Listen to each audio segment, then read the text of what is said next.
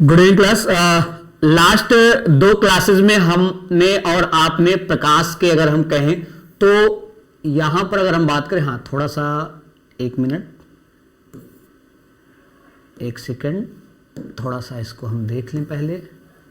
हाँ, लास्ट में हमने और आपने देखा था प्रकाश के बारे में पढ़ा था, परावर्तन के बारे में पढ़ा था। अब कहीं ना कहीं हम और आप किसके बारे में जानेंगे? अपवर्तन के बारे में जानेंगे। और बहुत अच्छे से कॉन्सेप्ट आपको अपवर्तन भी समझना पड़ेगा कि अपवर्तन होता क्या है।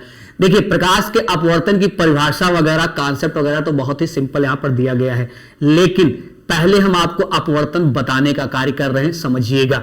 तो लास्ट टाइम आपने देखा था परावर्तन जो होता है, हमने कहा था अपारदर्शी माध्यम में, तो अपवर्तन जो होगा वो किस माध्यम में होगा? मतलब पारदर्शी, ट्रांसपेरेंट में होगा। तो यहां भी सेम वही केस है कि ऐसे यहां पर किरण छोड़ी जाएगी और जो किरण छोड़ी जाएगी उसको और हम और आप क्या कहते हैं? आपतित किरण के नाम से ही जानते हैं। लेकिन भाई इस बार टकरा के रिफ्लेक्ट तो हो नहीं रही कि वापस जाएगी, क्योंकि इस बार ये पारदर्शी नहीं है, पारदर्शी है, ट्रांसपेरेंट है, तो ये नीचे की तरफ मूव कर रही। हो सकता है हम नीचे की तरफ लाएं तो आपके दिमाग में आए सर ये लेफ्ट जाएगा कि राइट जाएगा, वो कॉन्सेप्ट आगे बताएंगे जब सघन और विरल का कॉन्सेप्ट बोलेंगे। अभी हम एक सिंपल वे में नीचे बस ड्रॉप वे में आपको समझा रहे हैं। तो जो नीचे का जाएगा उसे परावर्तित तो बोलेंगे नहीं, उसे एक नया नाम यहां पर दिया जाता है जिसको हम और आप क्या कहते हैं? अपवर्तित किरण के वेपर कहते हैं। और फिर बीच में ऐसे ऐसे ऐसे ऐसे ऐसे एक चीज का निर्माण होता है जो काल्पनिक रूप से ऑलरेडी हमने बताया था, नॉर्मल, जिसको हम और अब क्या कहते हैं? अभिलंब यहां पर कहते हैं। और फिर यहां पर एक कोण बन जाएगा, आई बन जाएगा, यहां कोण आपका क्या बन जाएगा? आर बन जाएगा। तो इसके पहले जब आपने परावर्तन पढ़ा था तो ऐसे ऐसे था, तो आई इधर था और आर इधर था। तो जब आई आर बगल बगल था तो बीच में बराबर का सिंबल हमने लगा दिया। ये मिरर समझ लीजिए एक प्रकार से ऊपर नीचे को क्या कर रहा है? डिवाइड कर रहा है। तो अभी जब इसके लॉ को हम पढ़ेंगे तब वहां पर हम डिस्कस करेंगे। पहले इसी आधार पर इन्होंने जो डिस्क्राइब किया है उसको हम देखें, जो आपके एनसीईआरटी बुक में बहुत सिंपल वे में, लेकिन यहां बता रहे हैं। देखिए, प्रकाश के किरण की विरल माध्यम से सघन माध्यम में प्रवेश करने के बाद अभिलंब के, देखिए ये तो पूरा कॉन्सेप्ट बता दिया कि इस क्रिया को ऐसे ऐसे ऐसे कहते हैं। इन्होंने वो मेन पॉइंट निचोड़ इन्होंने छोड़ दिया, विरल से सघन या सघन से विरल के कॉन्सेप्ट पे इन्होंने ले लिया। तो अगर विरल से सघन या सघन से विरल इन्होंने बताया है तो उसी आधार पर अगर हम आपको यहां पर समझाएं, ध्यान दीजिएगा। अब चलिए हम भी मान लेते हैं, हम मान ही लेते हैं, क्योंकि भाई दो नियम यहां पर हमें बताने पड़ेंगे। ऊपर वाला जो एरिया है उसको हम कह लेते हैं हवा, और नीचे वाला एरिया जो है पानी। तो हवा क्या होता है? प्रकाश के चलने के लिए क्या हो जाएगा भाई? विरल माध्यम हो जाएगा। और पानी जो एक होता है प्रकाश के चलने के लिए क्या होता है? सघन माध्यम होता है। तो जब हम विरल से सघन की ओर आते हैं, विरल से सघन की ओर, ये विरल है सघन, तो ये धीरे धीरे धीरे धीरे धीरे धीरे धीरे धीरे अभिलंब की ओर झुक जाता है। लेकिन जब ये सघन हो ऊपर, मतलब ऊपर पानी नीचे हवा, इस प्रकार से, तो ये धीरे धीरे धीरे धीरे अभिलंब से दूर होता जाता है। और एक समय ऐसा आता है कि इसका यहां पर क्या हो जाता है? पूर्ण आंतरिक परावर्तन, जो हीरे का चमकना वगैरह होता है वो सब पूर्ण आंतरिक परावर्तन के अंतर्गत आते हैं। ये हमें इसलिए यहां डिस्क्राइब करना पड़ रहा है क्योंकि इन्होंने सीधा यहां पे उठा लिया है और सीधा समझा दिया है भाई, तब इसलिए इसको हम आपको समझा रहे हैं।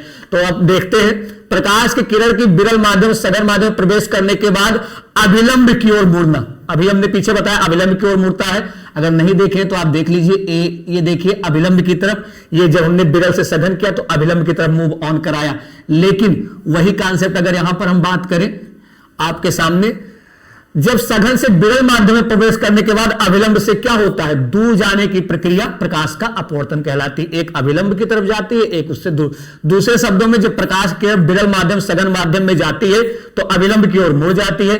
तथा जब प्रकाश की किरण सघन माध्यम से, ये धा नहीं है, ये घा है भाई, सघन माध्यम से विरल माध्यम में प्रवेश करती है तो अभिलंब से दूर मुड़ जाती है। प्रकाश किरण की इस विरल माध्यम सघन माध्यम में जाने पर अभिलंब की ओर तथा सघन माध्यम से विरल माध्यम जाने पर अभिलंब से दूर होने की प्रक्रिया को प्रकाश का अपवर्तन, वही definition I think 2 bar describe हो चुका है, जहां पर हमें दिख रहा है ऐसा तो यहां देखिए जितने भी आप उदाहरण पढ़ते हैं, जब एक पेंसिल को पानी से भरे ग्लास में रखा जाता है तो पेंसिल टेढ़ा दिखाई देना या सिक्का उभरा दिखाई देना, जो भी चीजें अगर लाइट के सेंस में बात की जाती हैं सब आप आंख बंद करके कहेंगे कि ये सब का सब अपवर्तन में है। जैसे तारों का टिमटिमाना, ये भी प्रकाश के अपवर्तन के ही अंतर्गत आता है।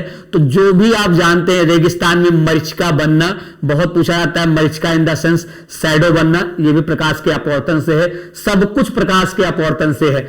अब यहां पर अगर हम बात करें प्रकाश के अपवर्तन के नियम, अपवर्तन का नियम तो बहुत ही सीधा है। जैसे पिछला परावर्तन का नियम आपने लिया था, ये देखिए आपतित किरण, ये देखिए अपवर्तित किरण एवं अभिलंब, तीनों क्या है, एक ही तल पे हैं। तो आई थिंक ये भी वही लिखेंगे, पहला आपतित किरण, अपवर्तित किरण तथा दोनों माध्यम पृथक करने वाले पृष्ठ के आपतन बिंदु पर अभिलंब सभी क्या होते हैं, एक ही तल में होते हैं। Very good.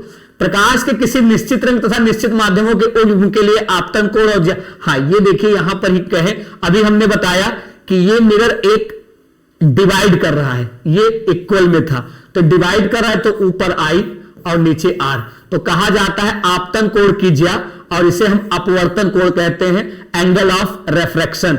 अपवर्तन कोण की ज्या का अनुपात एक क्या होता है, कांस्टेंट होता है, जिसे ज्या का मतलब आप जानते हैं मैथ में साइन आई अपान क्या बोलेंगे, साइन आर। और यही बहुत फेमस है, इसी को एग्जाम में बहुत बार आया, इसी को हम स्नेल्स लॉ कहते हैं। स्नेल लॉ जो होता है वो अपवर्तन के सेंस में बनता है। देखिए इन्होंने लिखा है आपतन कोण की ज्या तथा अपवर्तन कोण का ज्या का अनुपात जो होता है कांस्टेंट होता है। इस नियम को हम क्या कहते हैं, स्नेल का नियम कहते हैं। यदि आपतन कोण तथा अपवर्तन कोण होता है तो यहां पर ये कांस्टेंट होता है, स्थिरांक होता है, मतलब उसी को यहां पे डिस्क्राइब किया गया है। बाकी ये आप थोड़ा ध्यान से इसको पढ़िएगा, ज्यादा इसलिए नहीं समझाया जा रहा है कि आप भी अपने अकॉर्डिंग पढ़ेंगे तो ज्यादा आपके लिए कहीं ना कहीं बेस्ट होगा। फिर प्रकाश का अपवर्तन गोलीय तलों पर, गोलीय तलों पे इन द सेंस यहां पर सीधा आ गया लेंस की बात की जा रही है। और जब हम लेंस की बात करते हैं तो थोड़ा सा यहां पर आप कॉन्सेप्ट समझाना बेहद जरूरी पड़ जाता है। अब आप ध्यान दीजिए, बहुत ही सिंपल है। ये देखिए पीछे क्लास में ऐसे हमने बनाया था, अगर आपको याद हो, ऐसे ऐसे ऐसे ऐसे ऐसे ऐसे ऐसे ऐसे ऐसे ऐसे करके हमने यहां पर लिखा था अवतल, आई थिंक दर्पण लिखा था। और इसमें जब अंदर की तरफ ऐसे ऐसे ऐसे ऐसे पॉलिश कर दिया था तो हमने इसको क्या लिखा था, उत्तल दर्पण लिख दिया था। तो भाई लेंस और दर्पण में अगर हम कहें तो बहुत ही अच्छा कॉन्सेप्ट है। अगर आप किताबी ज्ञान से रटना चाहेंगे तब आपके लिए दिक्कत है, समझना चाहेंगे तो आसान है। भाई ये अवतल दर्पण को अगर हम ऐसे ऐसे ऐसे ऐसे ऐसे ऐसे ऐसे ऐसे ऐसे मतलब इसको हटा दीजिए, मान लीजिए ऐसे ऐसे ऐसे कर दें तो अवतल दर्पण बराबर जो हो जाता है ये एक प्रकार का लेंस बन जाता है, क्या, उत्तल लेंस। और उत्तल दर्पण बराबर ऐसे ऐसे ऐसे ऐसे ऐसे ऐसे ऐसे कर दें तो उत्तल दर्पण बराबर हो जाता है, यहां पर अगर हम बात करें तो अवतल लेंस बन जाता है। कहने का मतलब जितनी प्रॉपर्टीज अवतल दर्पण में होंगी एज इट इज प्रॉपर्टी उत्तल लेंस में होगी, जितनी प्रॉपर्टीज उत्तल दर्पण में होगी वही प्रॉपर्टीज अगर हम कहें तो अवतल लेंस में। ये आप किताब में इंप्लीमेंट करिएगा, आपको खुद भी समझ में आ जाएगा कि सर ने यहां पर क्या बताया है। तो ये देखिए उत्तल लेंस को यहां अभिसारी लेंस कहा जाता है। अभिसारी लेंस के दोनों ओर के पृष्ठ उभरे हुए होते हैं तथा लेंस बीच से क्या होता है, मोटा और किनारे से पतला। तो यही चीज तो हमने भी बताई है ना, उत्तल लेंस में क्या है, बीच में मोटा होता है और किनारे पर क्या है, यहां पर पतला है। हाँ जब लेंस बनाएंगे तो इसको यहां पर हम गायब कर देंगे, ये जो डैश डैश डैश ये हमने किया है भाई ये क्या हो जाएगा, तो गायब हो जाएगा यहां पर। इसको थोड़ा सा कंसीडर कर लीजिएगा। हाय कहां चले गए, हाँ अपसारी लेंस में अपसारी लेंस के दोनों ओर के पृष्ठ अंदर की ओर दबे हुए होते हैं, या लेंस बीच से क्या होता है, पतला होता है और किनारे से मोटा होता है। तो यही तो हमने भी किया है, बीच से कहीं ना कहीं पतला है और किनारे से हमने क्या कर दिया है, मोटा कर दिया है। तो ये वही लेंस है। अब इन लेंस का उपयोग कहां कहां होता है ये हम आगे आपको बताएंगे, क्योंकि अगले टॉपिक में वो कहीं ना कहीं काफी। अब गोलीय लेंस के संदर्भ में निम्न शब्दों की परिभाषा, तो सेम वही परिभाषा है जो दर्पण में होता है कि वक्रता केंद्र कहां होता है, वो चीजें कहां है। तो इसको केवल और केवल आप स्क्रीनशॉट लेकर अपने अकॉर्डिंग पढ़ेंगे। ये फिगर यहां पे भी दिया है तो इसमें हमें कुछ नहीं लगता है कि बताने की आवश्यकता है। हाँ ये देखिए उत्तल लेंस द्वारा अलग अलग स्थितियों में रखी वस्तु की स्थिति, तो ये कॉन्सेप्ट यहीं पर आपको बता दे रहे हैं। अभी हमने आपसे क्या कहा, अगर आपको याद हो, हमने कहा अवतल दर्पण बराबर क्या होता है, उत्तल लेंस होता है।